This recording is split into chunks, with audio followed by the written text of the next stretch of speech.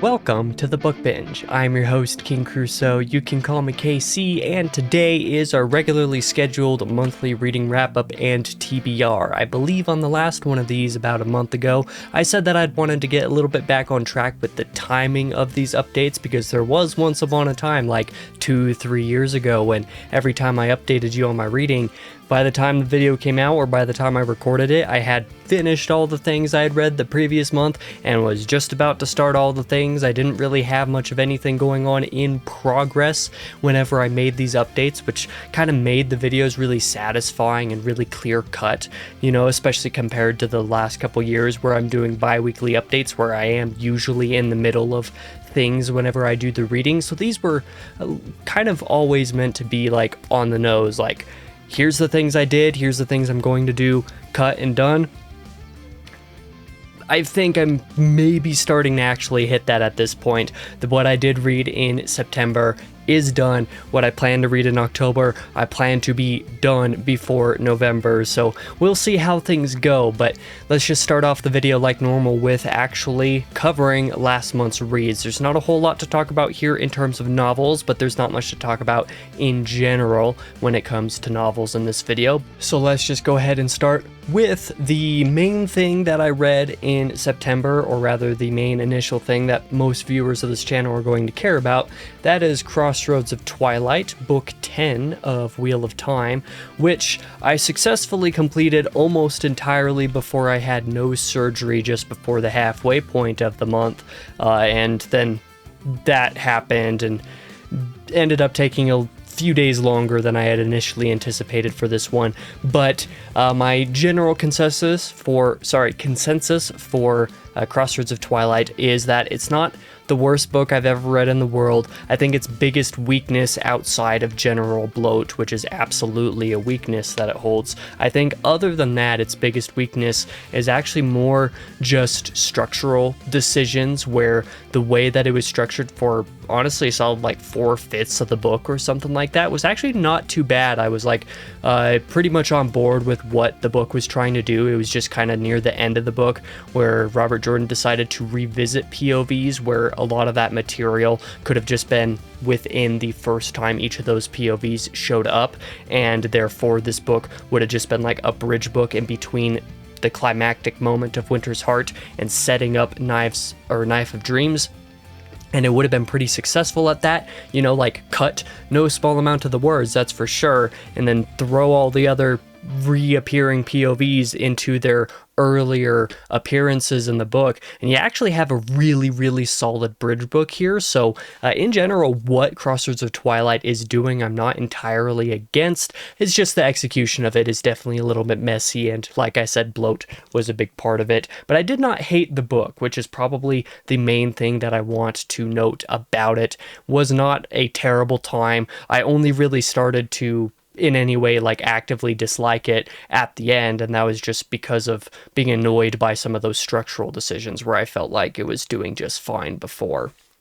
The only other book, full book, that I read in September, and even then it's kind of cheating, is Don Quixote by Cervantes, but I did read part 1, aka the first half of the book, in August, so in September it was just the back half, but to be fair, that was 500 pages even still, and I read those 500 pages in like 8 mornings of reading, which for me was a really brisk pace. I enjoyed part 2 of Don Quixote so much, and also a good bit more than part 1. You know, I didn't dislike part 1, but the humor of part 1 didn't land for me. It was definitely more the dramatic side stories, characters kind of recounting their stories to some of the other characters, things where Don Quixote and Sancho Panza were at best tangentially relevant, if that. That was the material I liked in part 1. Part 2 really hams in, like focuses on the humor a lot more, but it does it through a meta angle that just kind of allows for that humor to actually be amusing, whereas I found the attempts at humor in part 1 to be a little bit more annoying or aggravating, like where if I was in that situation, I would just be mad rather than amused. In part two, basically all of the scenarios were actually amusing instead of irritating. So I found myself having a really great time with part two, and really happy that I read Don Quixote overall. I would generally say that part two was worth reading, like, to the degree, like, I think if you didn't love part one, like I didn't love part one, part two is worth reading it, or part two makes part one worth reading, is what I'm trying to say. But that's all that I read on the novel front. I did read a few short stories here, just Life by Christopher Rocchio, which is the post Shadows Upon Time, post very end of the Sun Eater series story that's going to be coming in Kickstarter called Unbroken. I forget who the editor for that is off the top of my head, but that's a Kickstarter that'll be happening in January. That story is great. I can't say anything more about it without saying too much, so I'm not going to, but it's really worth reading if you get through this series. Definitely, I would highly recommend getting on top of that Kickstarter so that you can have access to that story, because it is great. The other short story that I read was also by Christopher Rocchio. I finally got to read Anitis of Vaughn, which is the fifth, and at this point, latest story in the Adaman sequence, all the stories with Adaman as a main character. That story is going to be part of the Dragonsteel Nexus 2025 Grimoire collection from Grim Oak Press, I believe, and that story was also pretty solid. If anybody here read Wages of Sin, you probably know that near the end of that story, you got into some pretty cool ideas, like conceptual stuff that made the climax of that story like really engaging in an interesting way. I would say Anitis of Vaughn does something similar, just on a different type of wavelength, so that alone made that story worth reading. I really enjoyed it. Wages of Sin and The Barrow King are still my two favorite of the 5 Adaman stories, but I think Anitis of Vaughn pretty cleanly takes third place for me, so definitely really worth reading if you're into Adaman. If you're into Christopher Rocchio at all, I recommend reading Adaman. I actually did a video last month about why you should read Adaman. I think that was in September when I did that video. If not, I apologize. And there was also one other short story thing that I read from Christopher, but it's not public yet, so I'm not going to say anything more. It's just something else that I got read this month. But that takes us into the book of the month, and yeah, I gotta say, like, just in terms of what I enjoyed in August and what I enjoyed in September, Don Quixote is going to be a pretty cumulative book of the month for these couple of months here, even though there were aspects of part one that I didn't love a ton. Part two was really good. Definitely the highlight of my month was plowing through all of that in like a week. Sure, it burnt me out a tiny bit just because of how much I was reading those days, but when you compare it to the only other like book that I read this month, which was Crossroads of Twilight, yeah, it's not really a contest in my mind, so that's how I feel about that. And if you want me to pick between the couple short stories that I read, Life was really good, so that'll be my short story of the month by a technicality. But that leads us into this month's reading plans, which again, it's pretty light in terms of my active planning here. It's been a really, really slow reading year for me in general, like just looking back on everything that I've touched this year, and it's not looking great for me. Definitely a huge step down in terms of quantity compared to at least the last couple of years, which is a little bit disappointing, but it means that I'm planning a little bit better into the next couple of months, basically, like really holding back, not wanting to overplan at all or overschedule. So this month I just have a couple of books that I'm going to essentially quote unquote guarantee reading, with a couple of maybe reads that we'll get to in the end.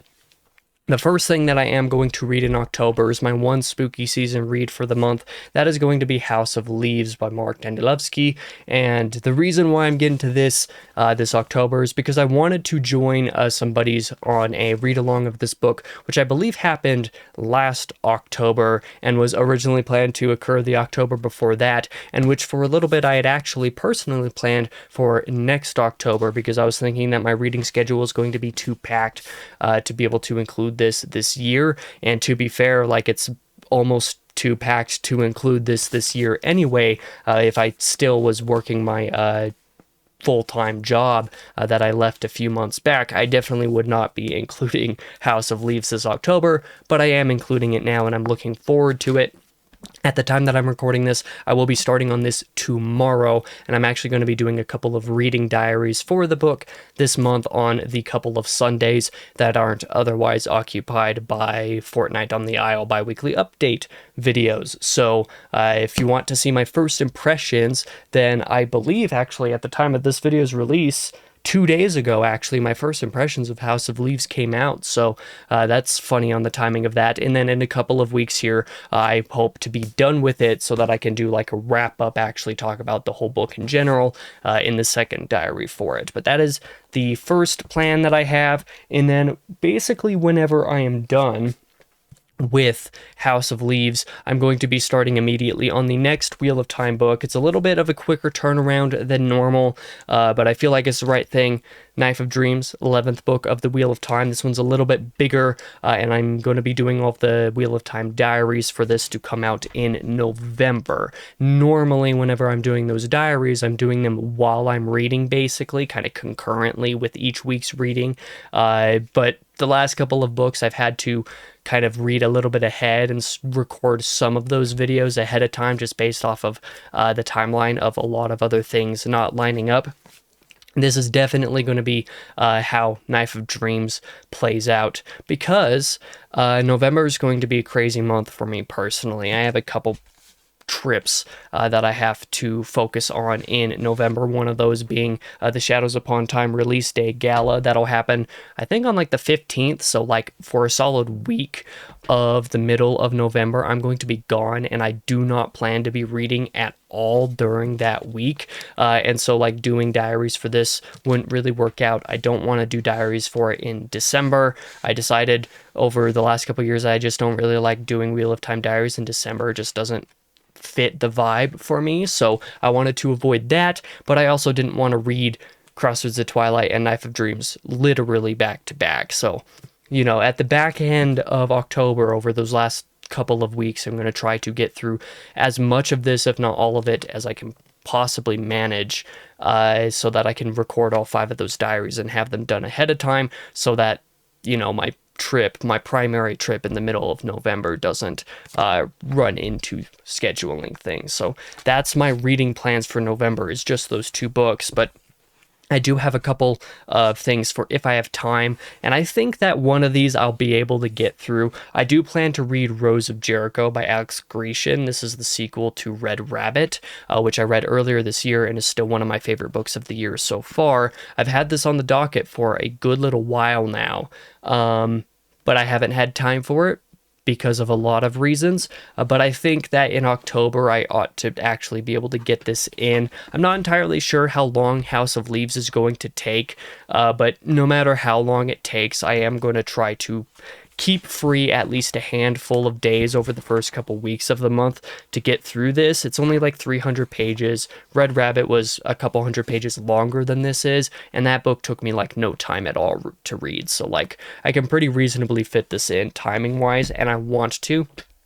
So that is going to be the goal. The other thing, and this one is a lot more variable, is probably not going to happen in October, but if I happen to have extra time, Sphere by Michael Crichton is the other thing that I want to read. So another book that should be pretty quick, relatively speaking, only take a handful of days, just like all of the other Crichton I've read has taken, but not counting on it. That's why these 2 books are maybe read, even though, you know, if I was making this video like a year ago, I would be pretty confident in being able to get through all 4 of these. I'm not confident about being able to get through all 4 of these here, so it's not going to happen. But as for short stories, I don't really have much short story reading planned, just rereading some of the Adaman stuff by Christopher Ruocchio, because I'm doing some stuff on that, and I'm going to be getting started on that here pretty soon, and that'll be just like a not my main morning reading stuff. That'll be more work related stuff. So that's basically all that I have to talk about here, which means that my birthday reading month is planned. We'll see how much of it I get done. Like I said, some of it might depend on various different things. There's also the fact that I have more I'm really behind on content at this point, so a lot more of October is going to be spent making videos than I planned, and I also have some live stream plans this month for spooky season, so it's going to be a very busy month for me in terms of reading and in terms of work, so we'll see how things go after the last couple of months and how tired I've been. Basically through most of September, I've had a lot of sleep problems, so fingers crossed that October goes really well. I'm certainly hoping for the best, but thank you guys for watching. I really appreciate it, and I hope to see you guys in the next one, whatever that may be. For now, I've been your host, King Crusoe. You can call me KC, and again, I hope to see you guys in the next video.